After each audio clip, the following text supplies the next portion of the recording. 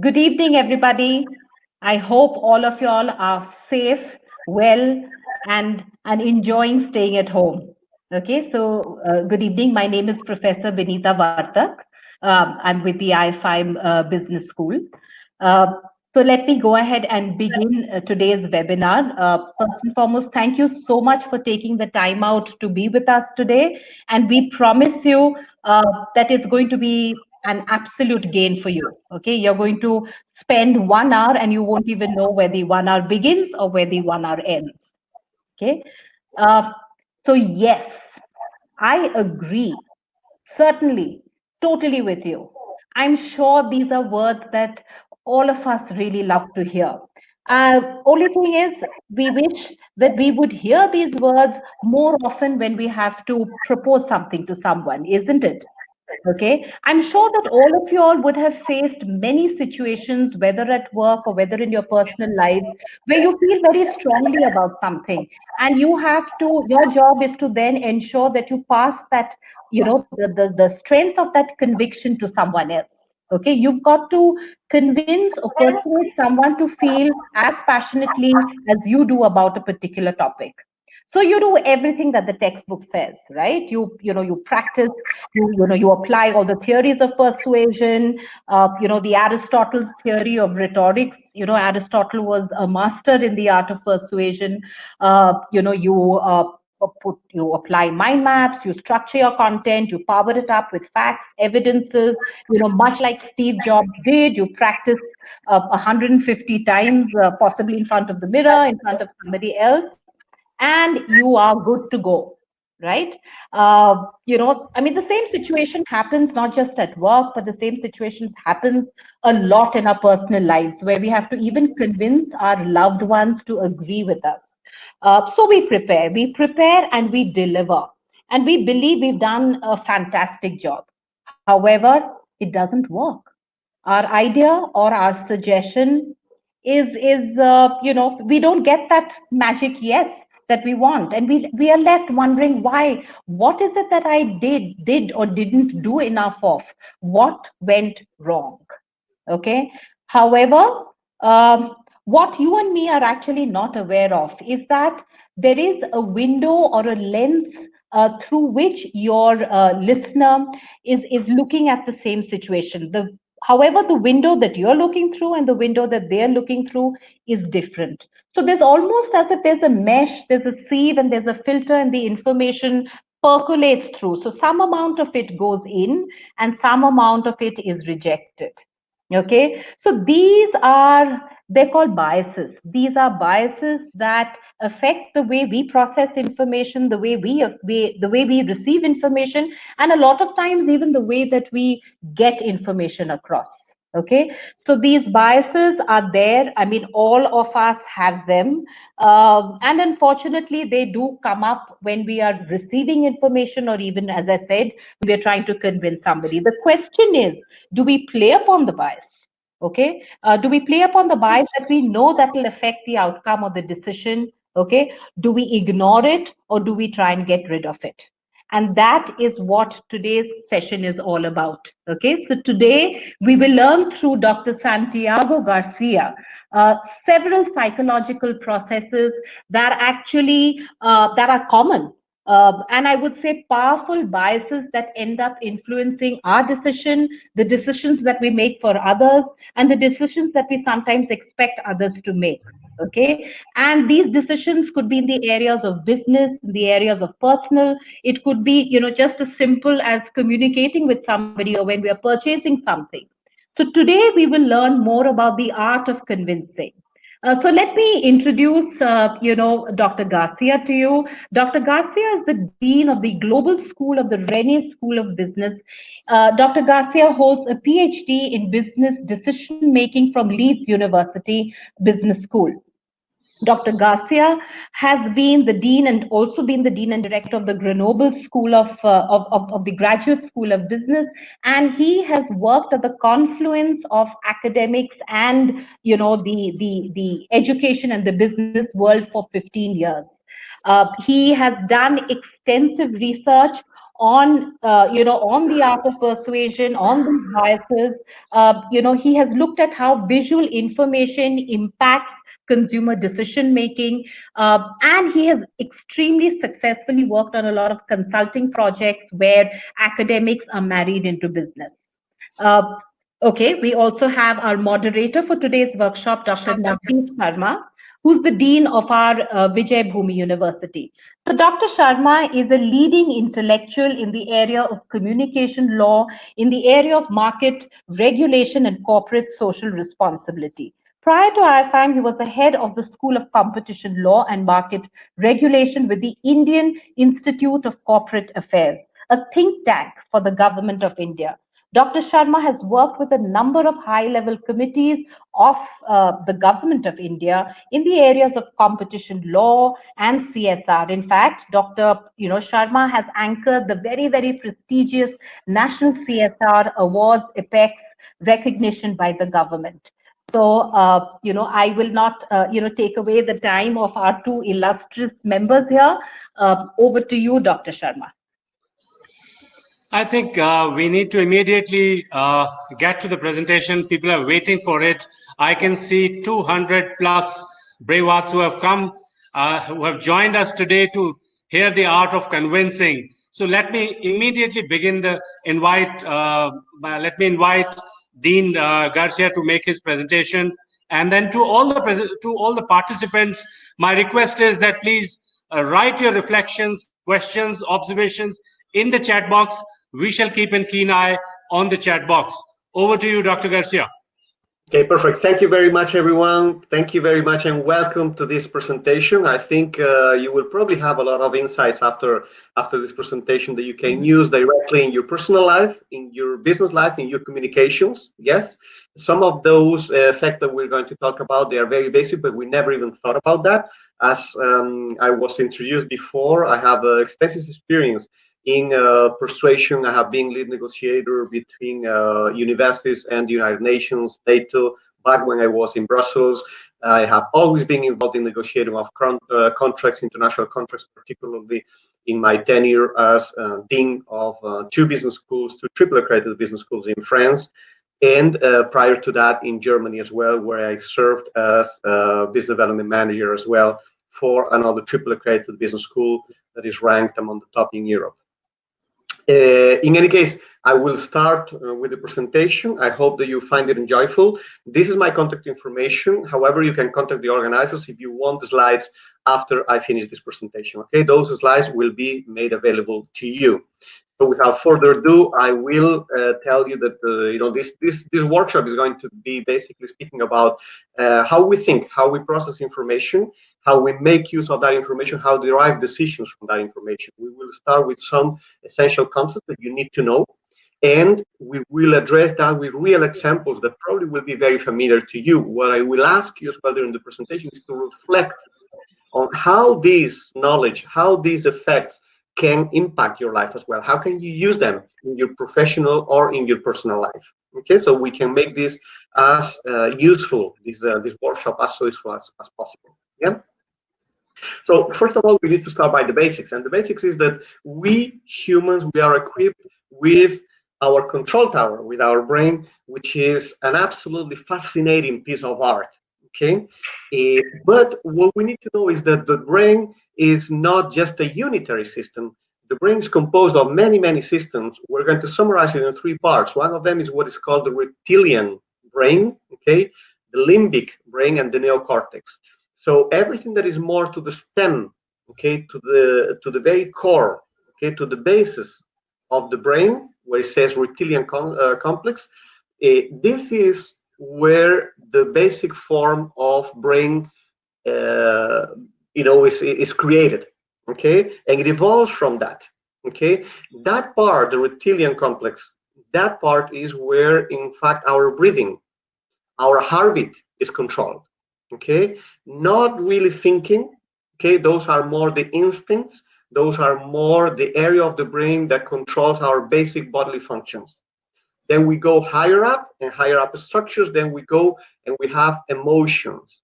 Okay, so the emotions fear, excitement, anger, okay, that is controlled by the limbic system, which is a little higher up. And then the outer cortex, which is the neocortex, that is where we really think.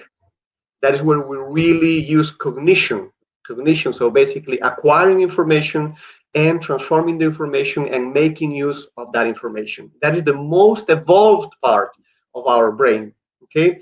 And whenever we go to the basic, to the core, okay, we get more to the animal that is in us. And whenever we go more to the outer part, to the neocortex, okay, is when our decisions are more elaborated.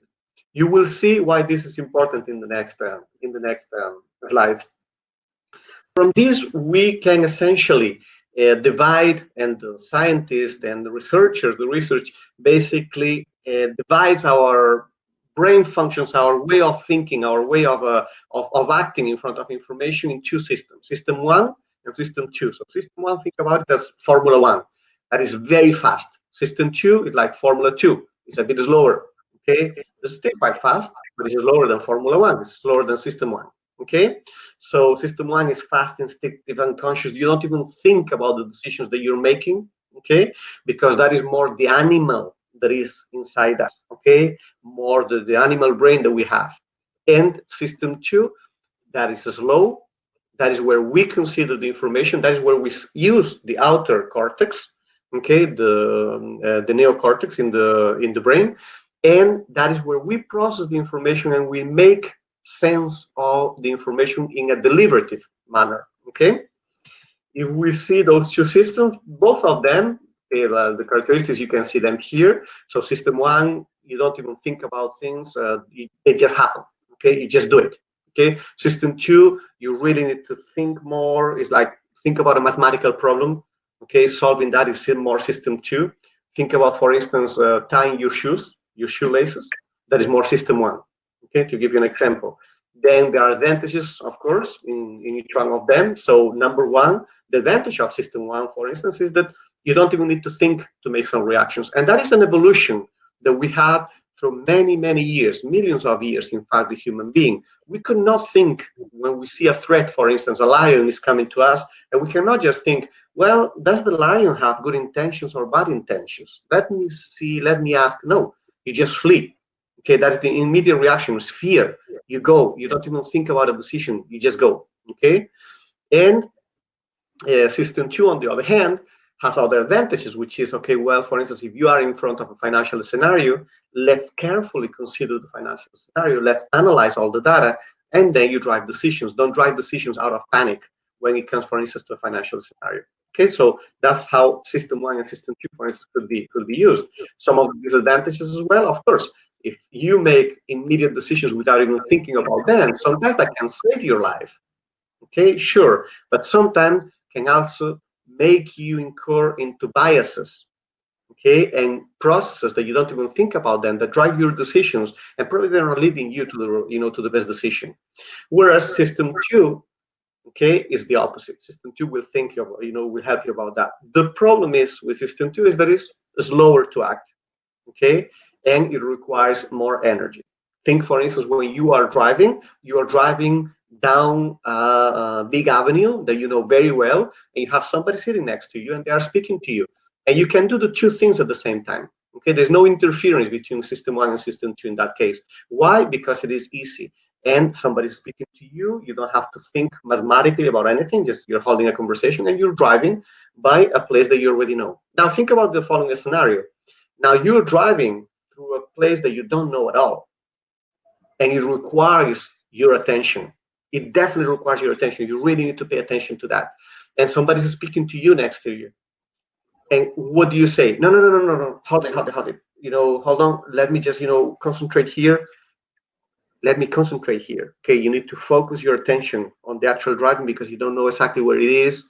It's probably dark, maybe. Okay, you need to pay attention to your GPS. Yes, and somebody speaking to you, you cannot just process all the information. Okay, so that's, for instance, when I tell my students that they need to turn off their phones, is because essentially your human capacity will not allow you to pay attention to your instructor and be with WhatsApp at the same time.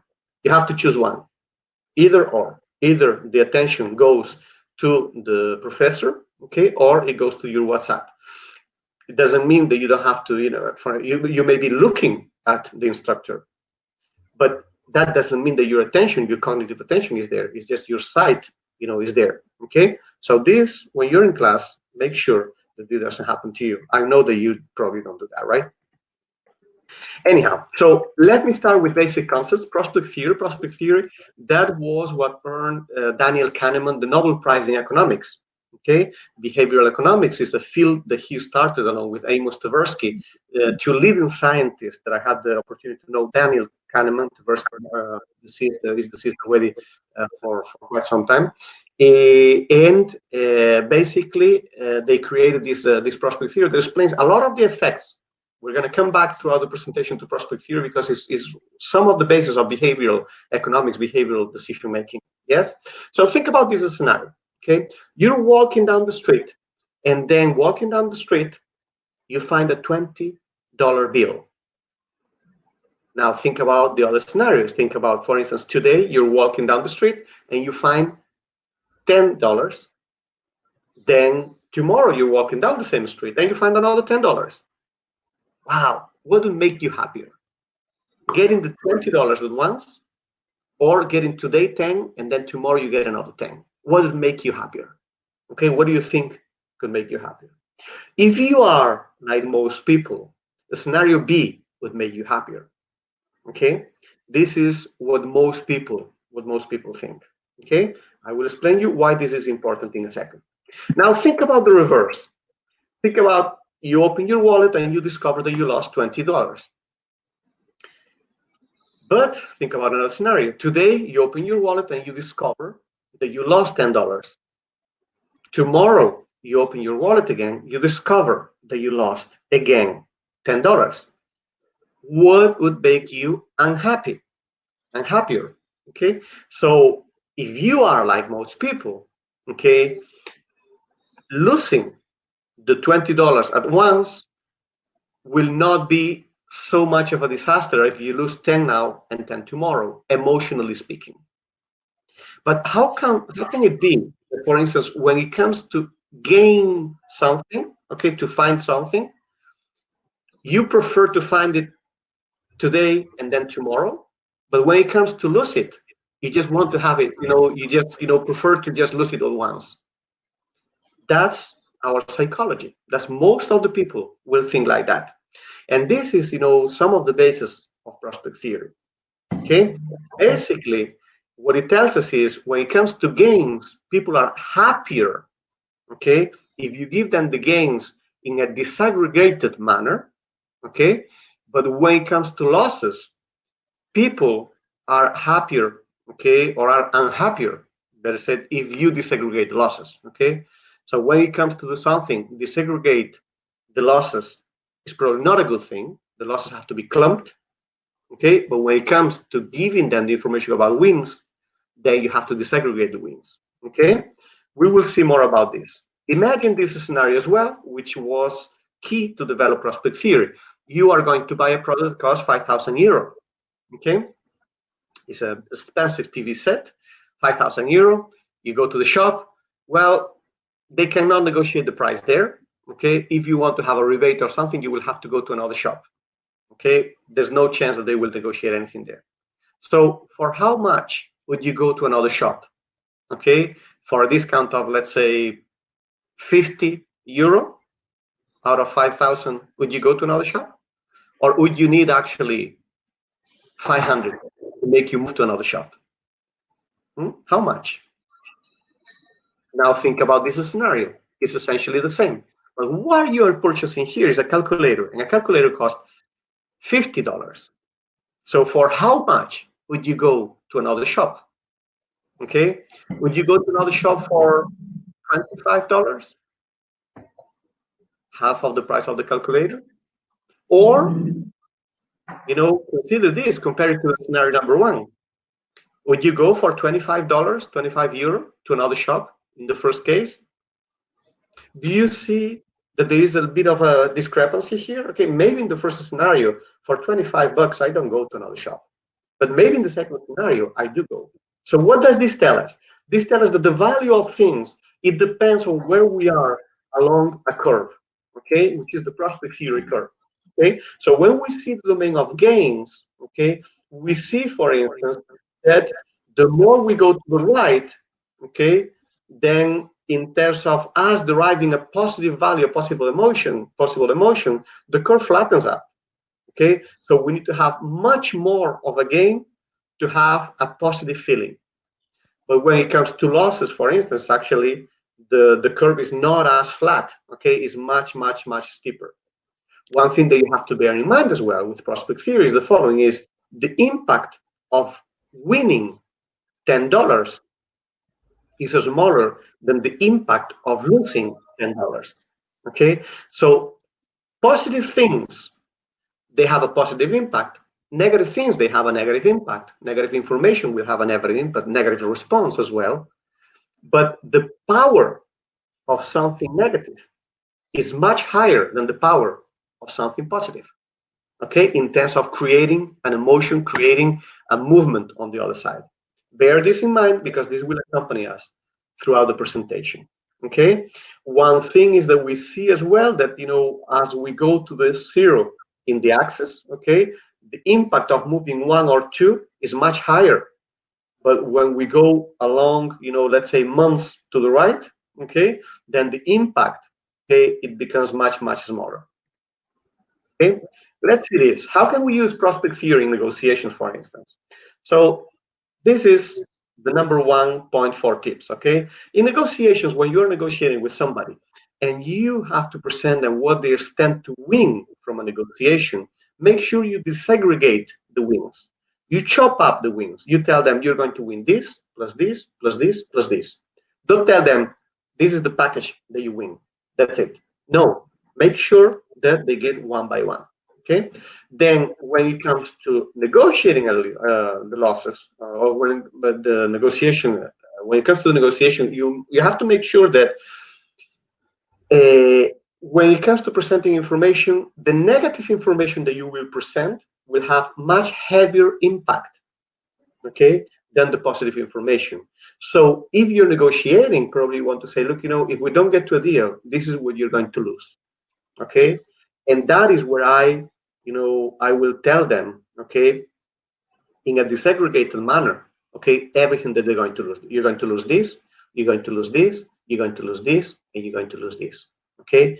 And then it's much easier to move them to your side, okay, if you use that negative, aspect, okay, and in a disaggregated manner, okay? Now, when it comes, to winnings, you have to tell them the same thing as well. Look, but if you accept, okay, you will get this and this and this and this, correct? So in this manner, you have a higher advantage on your opponent. Then number 3 is a rule of thumb the scientists have. It's about this because the positive will have less impact than the negative.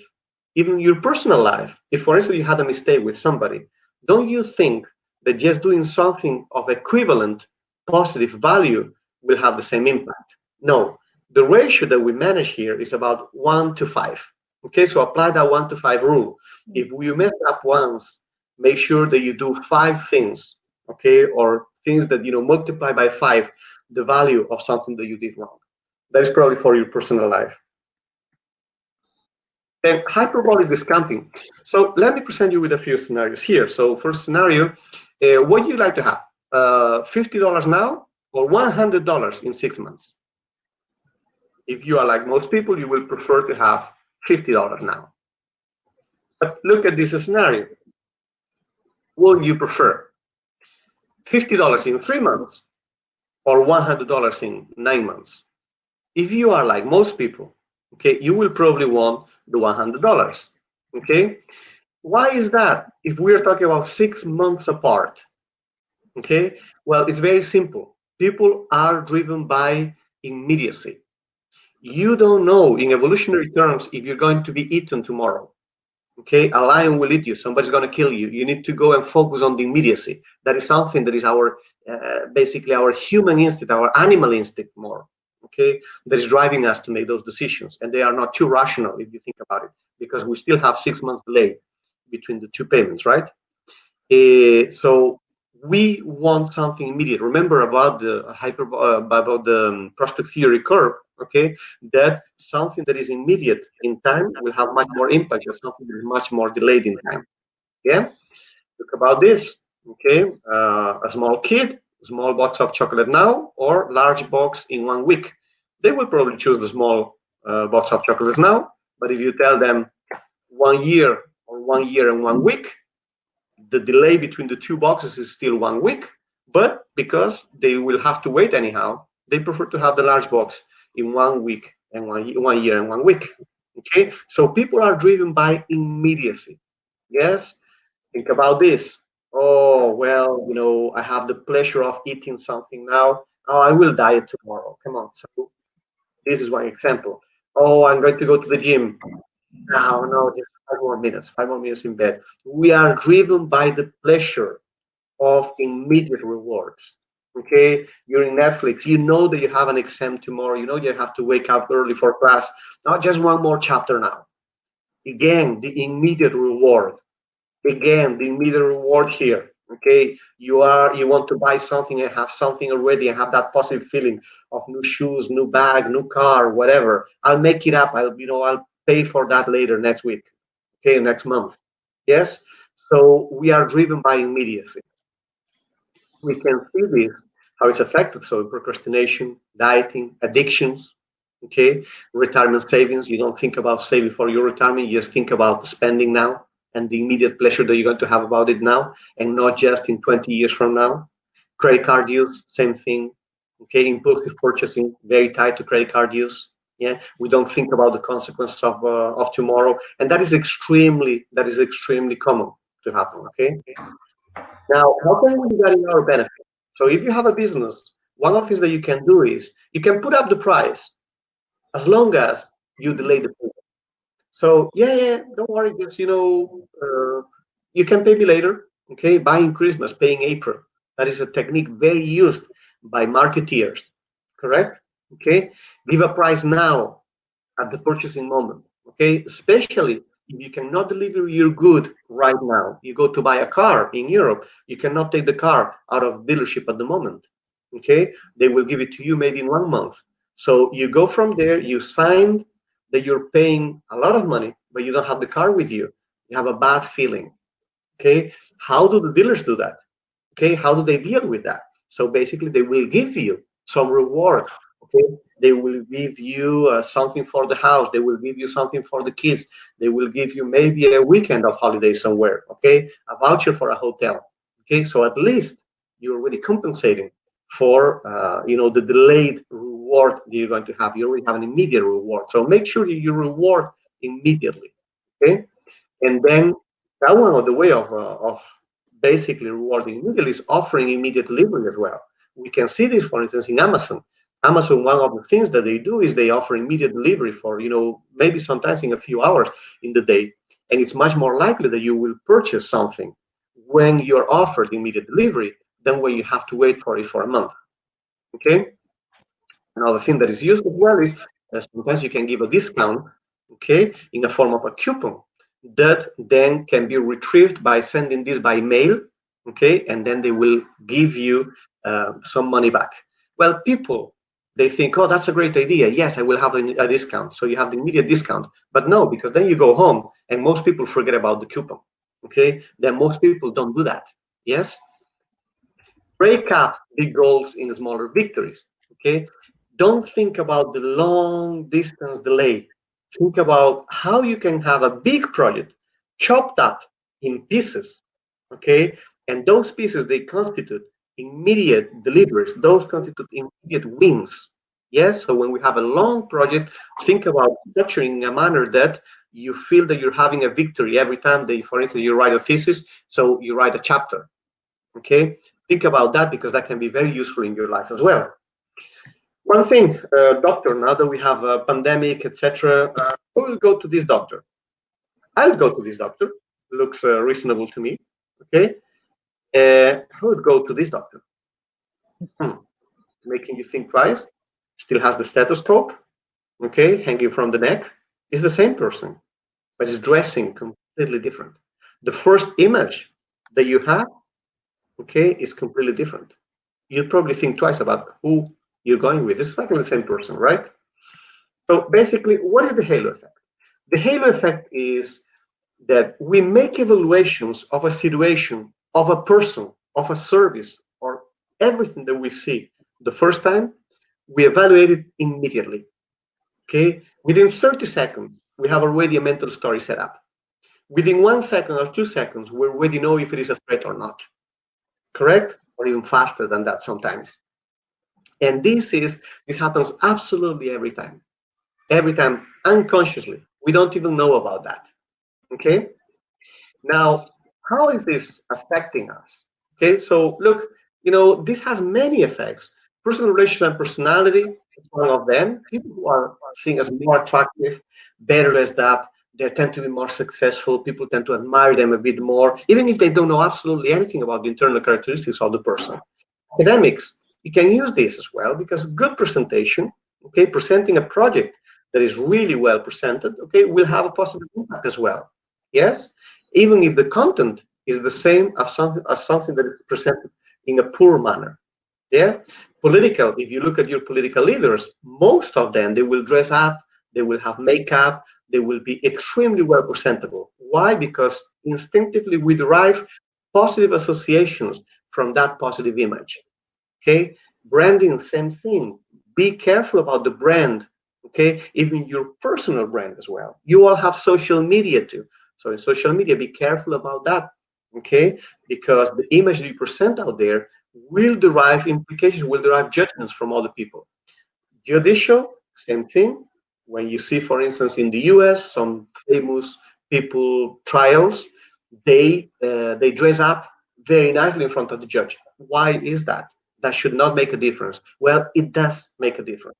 Intuitively, unconsciously, it does make a difference. Okay, we just don't realize it. How can you use this in your personal favor? So number one is dress up appropriately, dress up well. Okay, when you have, for instance, a presentation like we're having now, have somebody introduce your credentials as well. Okay, how you can handle the situation because of your knowledge as well. Okay, so create this image around you. Okay, dressing is the first thing that somebody will see. Okay, go to an interview, to job interview, go extremely well presentable. Okay, why? Because you only have one chance to make your first impression. Smile. The smile is a very powerful way of influencing as well. Okay, make sure that you have a nice smile. You don't have to overdo it. Okay, just a natural, good, nice smile. Faces like this are probably not going to bring you any benefit. Okay, so be cheerful. Turn on your assignments and your progress impeccably. Okay, for instance, if you are a student, what you have to do is whenever you present a piece of work, make sure there is not only the content, okay, that is really well done, but also, and most importantly as well, okay, the way that this content is presented, because it will have an immediate effect. Okay, when I'm reading for a piece of work and it's difficult, it's not perfectly organized, but it's more difficult for me to follow. But when it's well presented, well readable, with the pictures, illustrations, that is it creates an immediate positive effect. Okay, be careful about your verbal and non-verbal language as well, because that will have an impact too. You will be evaluated, will be judged by that as well. So use language that is not overly sophisticated, okay, but not overly dull as well. Okay, and watch your image, particularly in social networks. You're going to go and have, let's say, a new job. You're applying for an application, or even a university, okay, or you're applying for an MBA. Okay, your image is out there absolutely everywhere. Okay, maybe the recruiters will look into that. So make sure that the image that you have out there is consistent with the brand, with the persona that you want to transmit to others as well. Framing, that is number four, okay? And framing basically is the way that we present and we derive and we drive the attention to positive attributes. So for instance, I can announce something, I can ask people, how do you value, how do you think is, or how likely would you be to buy this yogurt that is 20% fat or 80% fat free? Basically, I'm giving exactly the same information, but I'm directed the attention, okay, to a positive trait. Okay, that is basically essentially framing. We're going to see some examples of this. To give you an example, you can use framing, or people use framing sometimes when they talk about scenarios, particularly with law or with medical situations. Let's say we have a patient who is about to be discharged from a medical institution, mental, judicial institution, and the treatment, the personnel who is in charge of the treatment, they make an assessment and they say, well, out of 100 patients like Mr. John, 15 are estimated to commit an act of violence in the following months after discharge. So how likely would you be to discharge Mr. Jones if this information is presented to you? Now think about this. How likely would you be to discharge Mr. Jones, okay, if they tell you that 85 people out of 100 like him, so 85%, are estimated not to commit violence. So most likely, if the information is presented to you in the first case, you are probably less likely to liberate Mr. Jones than if it is presented in the second case. And look at this, the information is essentially the same, is equivalent. The only thing that is changing is the frame of the information, correct? So basically, negative framing, the negative information, will stimulate in your brain negative associations, and from that you will derive negative decisions. Whereas if you present the information in a positive frame, okay, that will create positive associations and there will be favorable responses. So how do we use that? Create always a positive frame, okay? So you go to establishment, you have a supermarket, create a sense of let's say a positive frame already from the beginning. Show the discounts at the beginning of the establishment already, okay? If you are, for instance, doing a campaign, a vaccination campaign, you probably will have a stronger argument if you say, well, this bad thing will happen to you if you don't vaccinate. That will have more impact than if you have, well, if you vaccinate, those will be the positive impacts, okay? Remember that this is tied to prospect theory, where we said that the negative will have a stronger impact than the positive. And also beware, because when you are presented this information, when you're buying a product or service, you are being framed, okay? So make sure that you mentally translate frames as well, okay, to the equivalent, and you weigh not only the information they give you, but also, more importantly, the information they don't give you immediately, but you can derive that from what you're seeing, okay? Anchoring. So this is a question that's typically asked in experiments to show anchoring. Mahatma Gandhi didn't die at the age of 33 because that was the age of Jesus Christ. Okay, so how old was Mahatma Gandhi at the time of his assassination? Okay, so we ask this question to get a report. Okay, we are giving an anchor, 33 years old, that has nothing to do with the question we are asking. In fact, it has nothing to do, and people know it because we are making it very clear here that this is not the age of Mahatma Gandhi when he was assassinated. We present the same information, but we give a different anchor. Okay, we give 87 years old, death of Mother Teresa of Calcutta.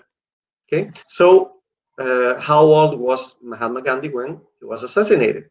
So we ask these questions, giving different anchors, which are completely relevant to the question, and we have different results. People still focus on things that we give them, even when we told them that this is not relevant.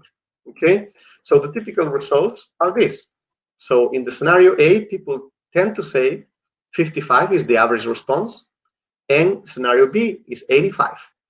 You see, the real age is 78. We provided an anchor, people focused on an anchor, they made decisions.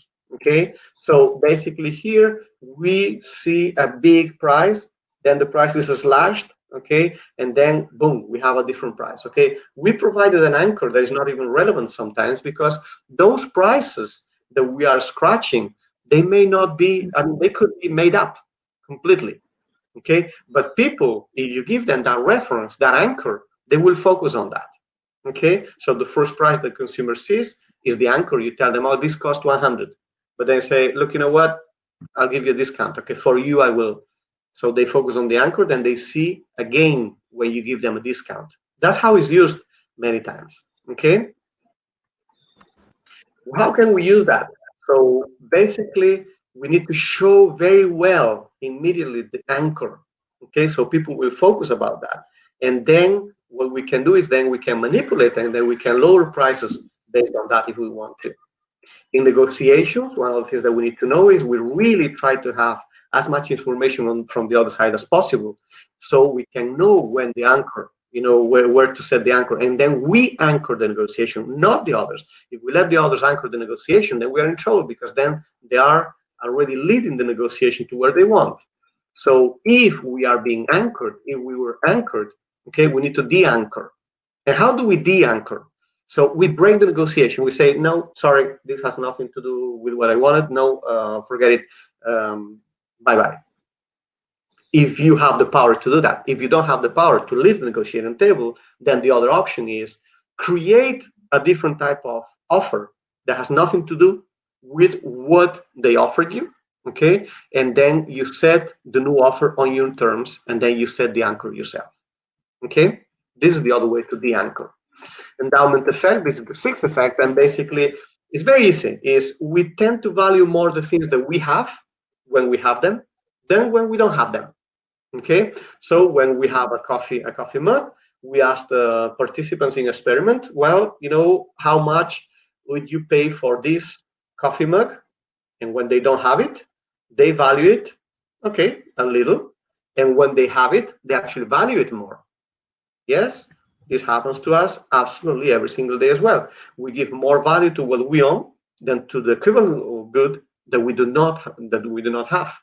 Yes, this is what is called the endowment effect. Things that are ours, they have more value than the same thing when it is not ours. We attribute it more value, but we need to be careful with that, because that can help us, or it may not help us. One of the things that people are using that against us, okay, or that we can use when we have a product or services, give free samples, okay? Get people used to your product, to own the product, because then they will value it more, okay? And that's why, for instance, subscriptions to magazines, they give you 1 month subscription for free. Why do they do that?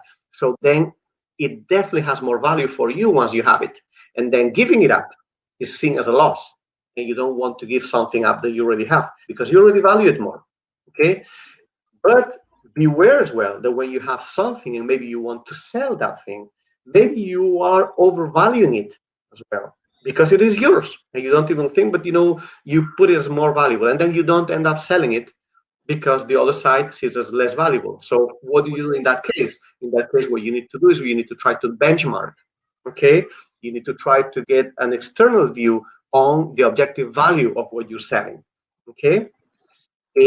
One thing that I always, say here, for instance, I rented my apartment. I have an apartment in another place of France, and I rented it out when I moved to the north of France.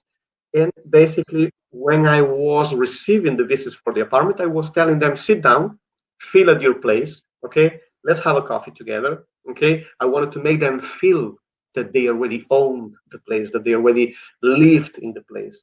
So then for them, it would be much more difficult then to say no than if they just see it in pictures, to give you an example, okay? And it worked very well. I rented it out in the first day of visits. Herd behavior. This is very, very human as well. Why do we display herd behavior? Herd behavior is we do what the others do.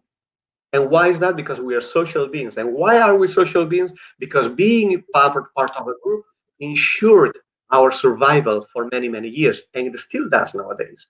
Okay? So we are brain wired for being part of a group and following what that group, that gives us protection, that gives us a sense of feeling, a sense of belonging to something. Okay? And we do sometimes a lot of things just copying what others do. Famous example, the toilet paper now in the COVID situation, that we see all the people go to the supermarket and hoard a lot of food, a lot of paper, toilet paper and all that, and we do the same.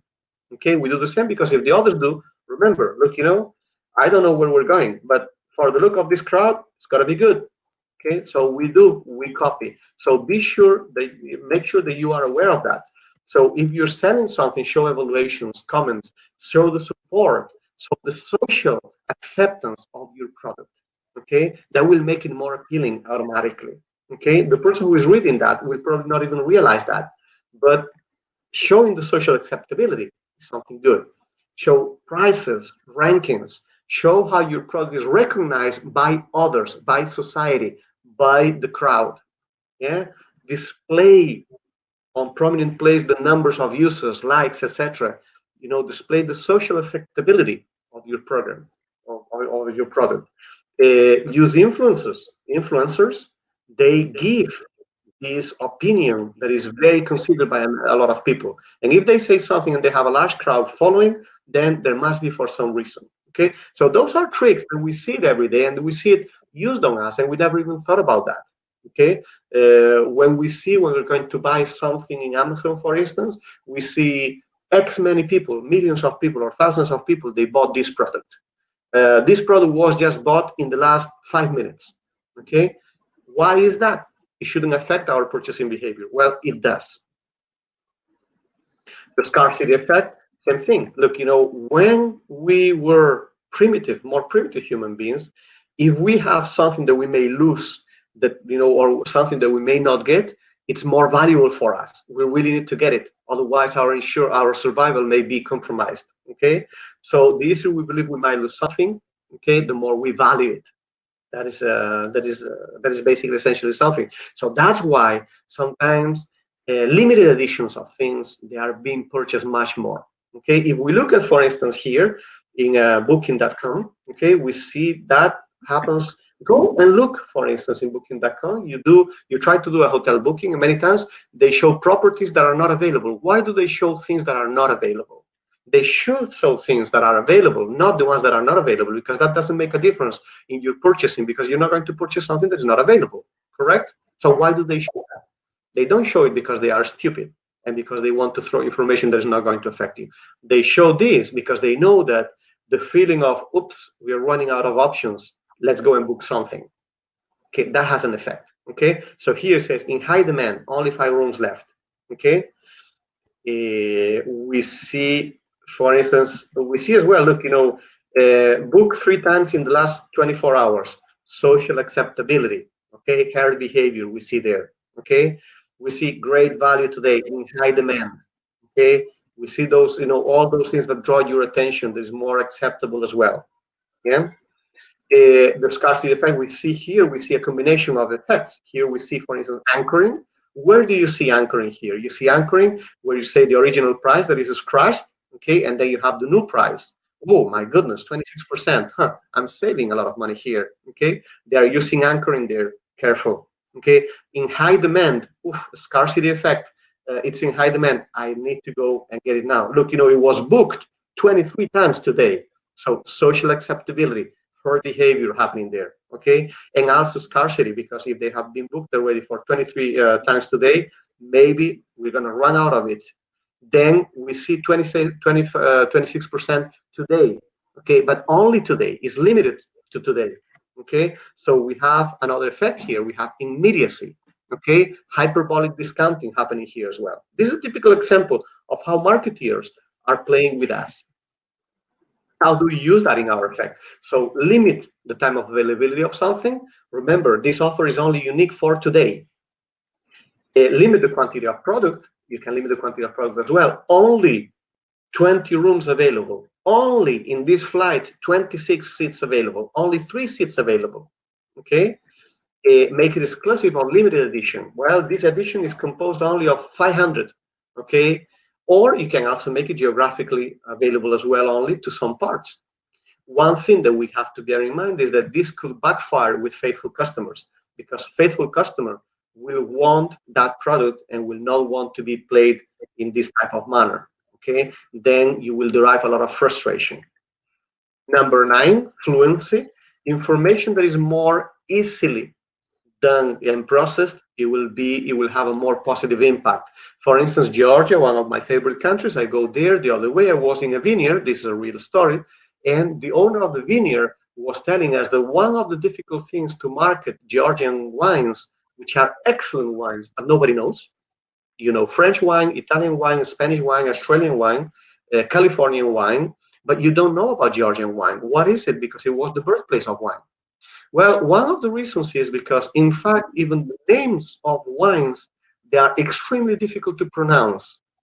Okay, so they are difficult to cognitively process.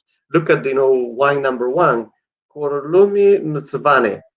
Number one, Taferi. Number two, Raxastelli. I don't even know which type of grapes there are. It doesn't really give me really a positive feeling, does it? Okay.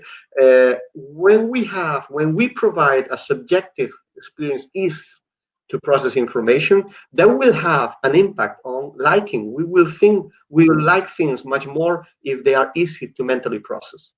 We will think that those statements, they will be truth. Okay, we will consider them more when we make basically our evaluation of information, and when we invest, okay, they will give us more confidence to invest in something that's more easily pronounceable than something that is less, not even pronounceable, but something that is that is more difficult to process. You will prompt either system 1 or system 2 activation. So more difficult things to comprehend will activate system 2. More fluid things will activate system 1, and decisions will be much, much faster. Yes? So how can we use that in our benefit? Basically, very easy. We can create things and the experience, the user experience, very easy. Okay, very easy to basically to live, okay, and to cognitively process.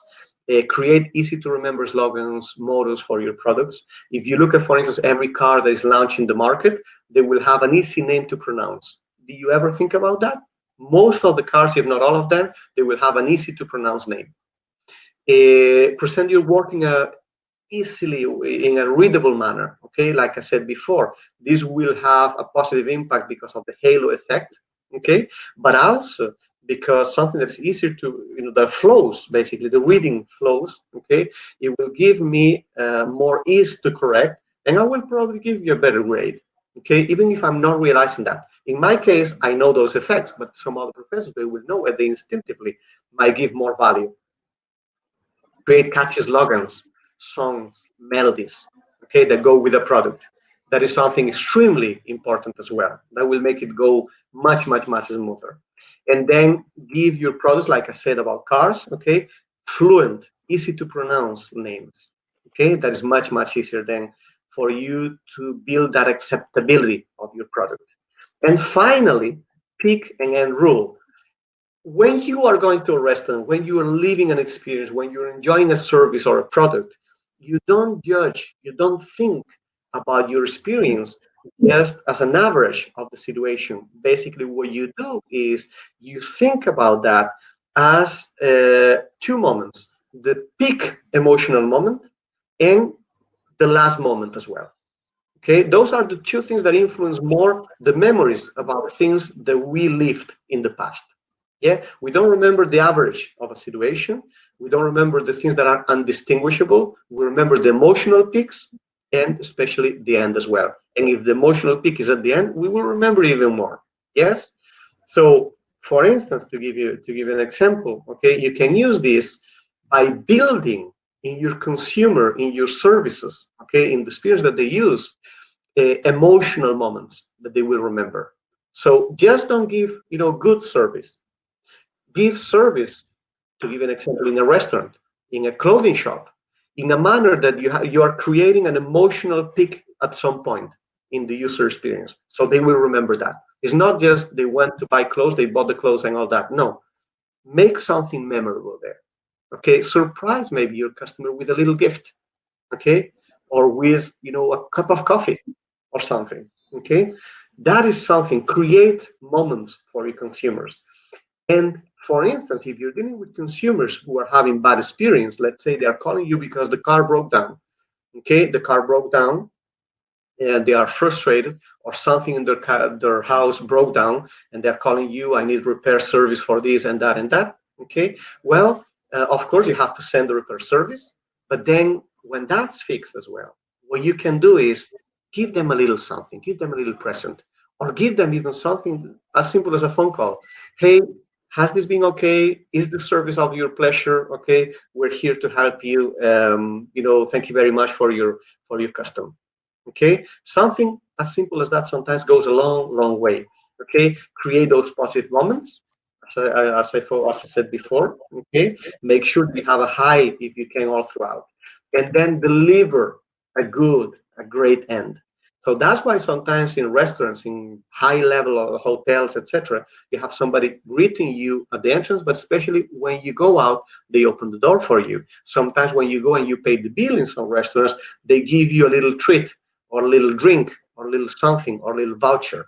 Okay, so this is something we can do in our daily life. An example of this is Andre Rieu. Andre Rieu is the owner, director, is a famous Dutch violinist who has the Johann Strauss Orchestra, the biggest private orchestra in the world. The show they put together is absolutely impressive. I've seen them once.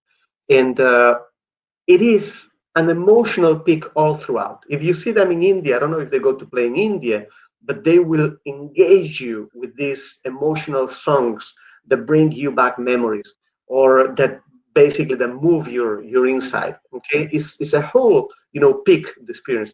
But especially at the end, what they do is he keeps on playing and playing when people say, please one more, one more, one more, and then he goes and he gives his best one once again. So when you really leave, you are emotionally, it's like, my goodness, this was the best experience in my life. Try to do that in your life as well, in your business, and you will always be successful. And I hope that you will finish and that you will understand this peak and end rule. You will use it as well for your benefit.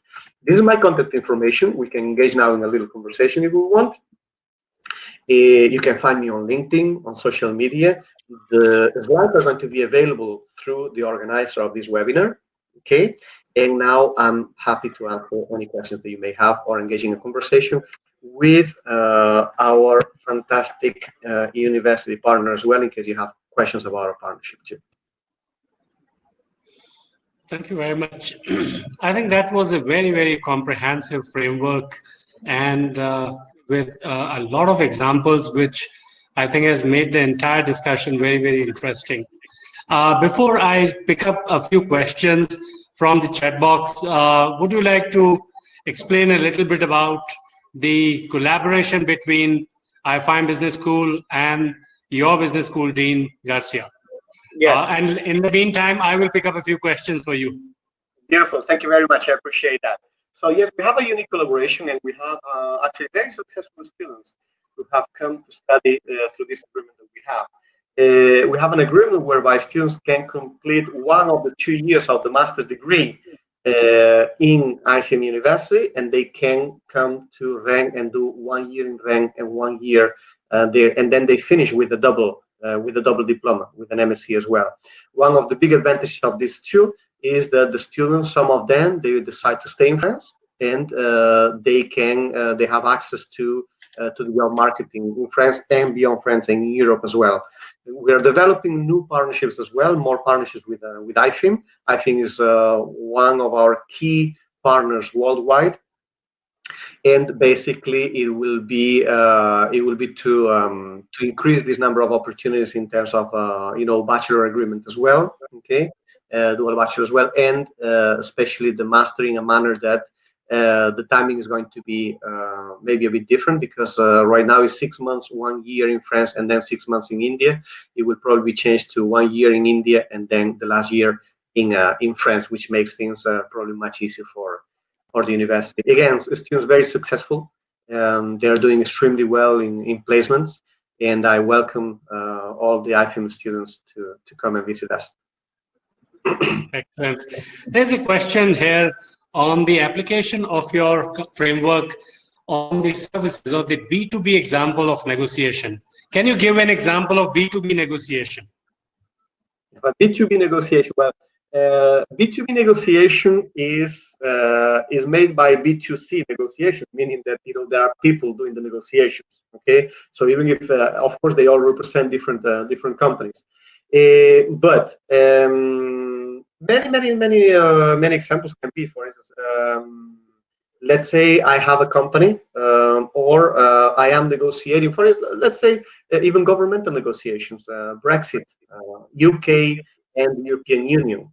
Okay, basically, or Brexit, when they were doing the campaigns to leave, the Brexit campaign to leave the country.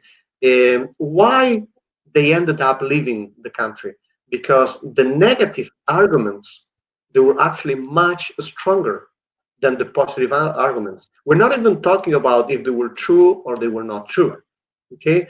But the fact that people focused and they relied more heavily on negative information than on positive information, okay, that gives you an example of how you can conduct a negotiation, okay? In the negotiation, if you tell the other party what they stand to lose, okay, you will have a much stronger argument than if we just tell them what they have to win. Of course, you have to tell them what they have to win, and you do it in a disaggregated manner, okay? So you tell them you're going to win this and this and this and this and this, okay? Your company will win all this.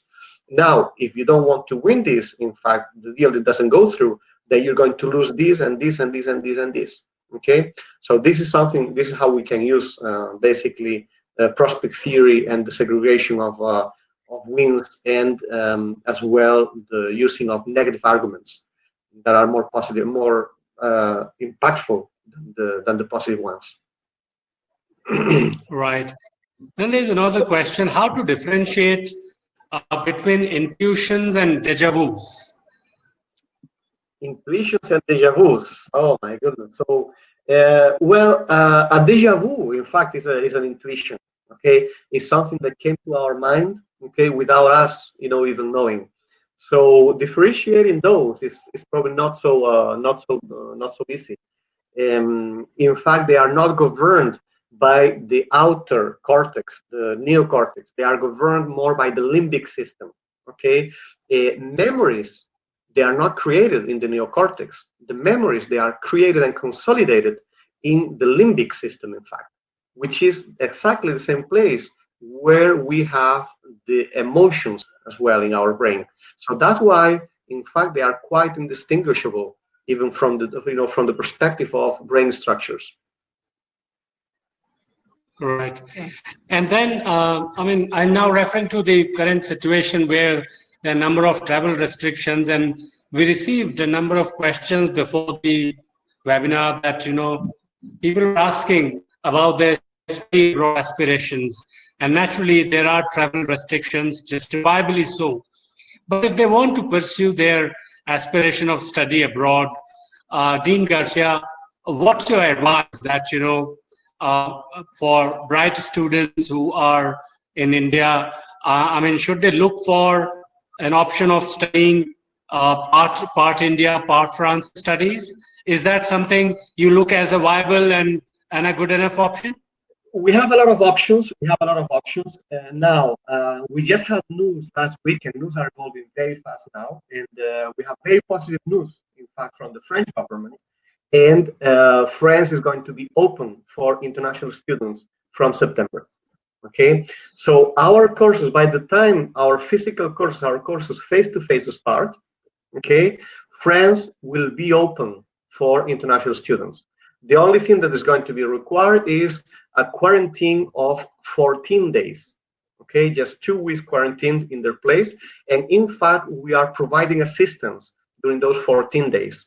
So making sure that the students will have food, will have internet, will not be cut off from the world just when they arrive. We will be calling them on a daily basis, etc. Okay, so this is something that our school is going to do. France will be open for business. In some other countries in the world, some universities are already saying everything will be online. Sorry, in the UK, for instance, some universities are starting to say the whole academic year will be online. As we will have face-to-face, and if there is some reason why the student could not make it in the first weeks or even in the first semester face-to-face, they can follow whichever weeks or months even online, and then in January they can come and continue the rest of the studies in January. Okay, so France is open for international students. We have very good news on that sense. And Indian students, they will be given priority by the consular authorities in the delivery of visas. Fantastic. And then let me now also draw, because there was 2 or 3 questions which I received from some interested candidates. What are the specializations, concentrations for, if you could both for the PG, the MSc and MBA students, and the UG, BBA, BCom, BMS, those concentrations? What are the unique specializations which are available at your business school, Dean Garcia? Yeah. So in our business school, we have a comprehensive portfolio of specialization. Okay, particularly at the MSc level. So, for instance, at the MSc level, we have 17 different master degrees that range from supply chain, data and business analytics, luxury brand management, finance. We have one of the best finance programs in the world that is ranked number 24 in the world by the Financial Times. It's with us. We have it. So pretty much anything that is in business, we will have that specialization. We are a large business school. We have just over 4,500 students, in fact, and that for just a business school is quite a big number. So that allows us to have enough specializations for the students. Right, right. And for anything particular for the undergrad students? For the undergraduate students, we have a bachelor. There's an international bachelor. There's an international bachelor program in management. Okay, and the specializations that we have there are marketing and sales. We are reforming now the program, so we will have artificial intelligence as well, and we will have some specializations that will give you a basic grounding on supply chain as well. That will be another specialization that we have. But basically, supply chain, artificial intelligence, luxury and brand management, and sales are the things that we have at the moment. And you can count that those specializations will still be there. However, the grounding is quite international, and the fundamentals are quite international in such a manner that you can apply them in any industry. Right. And there's a question from Vinay Kumar. Is there any UG program for business administration in Vijayabhumi in France? Yes, we will be very happy to admit you for an international learning pathway wherein you can study 2 years here and then remaining in the France. So I think that option will be highly available. But I've answered your question, Vinay Kumar. But Dean Garcia, can you tell me that what are the internship and employment opportunities by way of which students can explore if they go to Rennes or any other place in Europe? What is the scenario? How do graduates really look for these opportunities? Yeah. So what we cannot say is that a student will have the same opportunities across Europe. Okay. Different countries, they still govern their own immigration regulations. Correct. So if a student goes to study in a country that does not have very favorable immigration regulations, they will probably not have so many opportunities for an internship. In France, the landscape, we are open for international students, basically. So the students, after they finish their studies, they have 1.5 years, 1.5 to 2.5 years to find an employment in France. Okay, our career service, they help to find in France and beyond France as well. Okay, so the students, they should be in very good shape to land an employment opportunity if they have relevant qualifications. And that is the important thing, is having those relevant qualifications, having those qualifications from an important business school like ours. Correct. Now, one thing that we need to know as well is that, of course, being in France, and if you want to stay in France, one of the things that is very important is if you speak French, you will have many more opportunities. That is just like if you go to another country, if you speak the local language, you will have many more opportunities. So that is something that I encourage students already. If they're thinking about coming to France, yes, you can have an international career if you don't speak French, but if you speak the local language, we will have many, many, many more opportunities. And the law allows you to stay in France, looking for an internship, looking for a job. Our programs, they all include an internship that is mandatory. Okay. Right. Coming back to the subject of discussion today, there are a couple of more questions. So there's a question from Arshil Pujara. In negotiation, is it okay to talk a bit competitively or negatively about the competitors who are working to back the same deal? What's your take on this? My take on this is a personal question I have is I would probably not focus on those things very heavily, okay, or very directly. Okay. In fact, I always have a case myself when I was organizing and buying the fairs, the promotional fairs that our university used to go to. I had two main providers, And one of the providers was completely bad mouthing about the other provider. And that already gives you a bad feeling, and it created me that bad feeling, because if they are doing that, what are they going to say when I turn my back about me? Okay, so that, we have to be careful, okay, because that can be taken as a personal attack on somebody as well, and we don't like personal attacks because we think that that can happen to us as well. Okay, so I focus, if I need to give, what I can do is I can make comparisons. Comparisons are okay. Okay, so I can say, look, my product is the best in the market because I offer this, and this. The competition offers this, and this. As you can see, my product is superior. What I should probably not say is that, look, that other product, it's really bad. Okay, that is probably not the message to do. You can say that your product is really good. Okay, and make sure that they understand that your product basically outdoes the competition. Okay, without necessarily having to attack them. Right. Then there's another question. Can the cognition memories be moduled by the priming techniques? What would be the easiest way of manipulation by the keylogger? By the what? Sorry, by the? By keylogger. By the what is the easiest way of manipulation? Yeah, in these situations. There are many ways of manipulation. Okay. One of the things, for instance, is priming is one example that we didn't have time to speak about priming in this. In my course, we have to bear in mind that this presentation is part of a 2-week seminar, okay, in which I do speak about priming. And priming, of course, priming will drive the attention sometimes basically in a very non-perceptible manner, okay, but it will drive the attention of people to certain things, okay. And we see that sometimes, let's see where we can see that by giving information in a movie about a given product, okay. That is something that is being done all the time. Sometimes brands, they advertise in movies by having their brand there, okay, and they are priming us to think about that brand, okay, just by seeing it, even if it's not the focus of attention at that moment, okay. The attention is the movie, is not one given thing within the movie, but that, goes into our memory. So anything that goes into our memory, okay, we might not even perceive that we are using it, but we surely are using it. It is there. So I have a question. Yeah, go ahead, please. Go ahead. Sorry, Dr.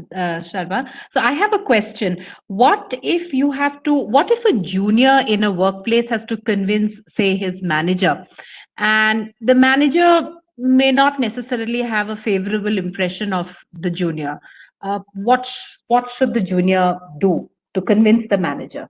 That's a very interesting question. Well, if I know the answer, then I will talk to my boss in a different manner myself. Right. No, but now seriously, there are 2 ways that we can try to convince people: use system 1 or system 2. Okay.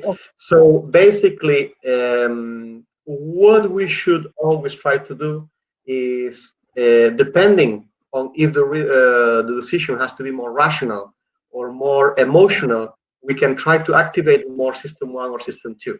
So if we're talking about financial decision, for instance, okay, even if the impression of that person is not very good about me, what I will do is I will show financial information that is decoupled, okay, from the actual perception that that person has about me, okay. So I want that person to focus on the information on system 2, system 1, and not using the system 2, sorry, and not using the system 1 against me, okay. So make it focus on the facts, not on the person. Okay. So it sort of divert him away. Yeah. Correct. Thank you. Right. I think there's one last question from here. If you can give some example of using exclusive offers to sell any type of service. One more question on service industry. Exclusive offers to sell some type of services. Okay. Well, we have offers over, all the time about services. Okay. But if I had to go and, for instance, offer a given service, okay, I will use any of those techniques. Okay. But when it comes to the actual service, I will probably use a lot the, let's say, the social acceptability, herd behavior. Okay, yes, that's something that I will definitely use. Okay, testimonials. Okay, about how this was very positive. Okay, and I will probably use as well the technique of scarcity as well. Okay, look, this service is really good. Look at how many people already used it, but it's going to be for a limited amount of time. So you better buy it now. It's a unique offer. Yes, tomorrow or next week is going to go. Bye bye. So those will be probably the things. But again, what we need to do is we need to analyze a lot what we're selling, our service, and especially our audience as well. Okay, a rich Right. audience is probably different from a more less wealthy audience. To give you an example, cultures, they change as well. Certainly. Let me hand over back to Professor Vathak for closing. Okay. Uh, so I have learned a lot. Of course, we do know that there are biases, but I didn't realize that these biases have a name and that one can actually leverage on these biases, right? To, finally actually be more persuasive and more convincing. Just to quickly sum up, I mean, you did speak about the prospect theory, about how, we should divide our wins and, sort of give the losses, at one time, because the impact of a loss is far greater than the impact of a gain. You spoke about the hyperbolic discounting, where we are driven by pleasures of immediate rewards, the halo effect, where we trust the exterior, and the positive associations around what we see immediately. You've got framing, where you create a desirable image, and you present yourself accordingly, so that was really interesting. And about how we sort of rely on a piece of information, right? And that was anchoring. You had the endowment effect, about we value what we own more than what we don't have. The herd behavior, which I think is so common, right? I mean, it's the stereotypical, what's popular, let's just go with it. I think we're all really guilty of that. The scarcity effect, which is, it's not available and therefore, gosh, I want it and I need it, right? Fluency, just making sure that your information is simple and easy. And that's, your slogans, your brand names, keep them simple, keep them catchy. Something as simple as, Nike, has such a very catchy slogan, just do it. The peak and end rule, where we remember the emotional peaks in a situation and the end, and if you can club it together, your brand will certainly be more memorable, but give an emotional moment to be remembered. So I think all the theories are, and you gave such fantastic examples, it's obviously being used and can be used. And I'm sure we can use them. My question to you at the end was slightly personal in nature, but we can apply all that everywhere. So thank you so much. We've gained a lot today, and from the comments of the audience, they've gained tremendously too. Thank you so much for your time, sir. Thank you very much. Thank you, Rian Garcia. Thank you, all the participants, also for joining us this evening. Thank you, one and all. Yes. Thank you. Bye-bye. Bye-bye. Stay safe. Bye-bye.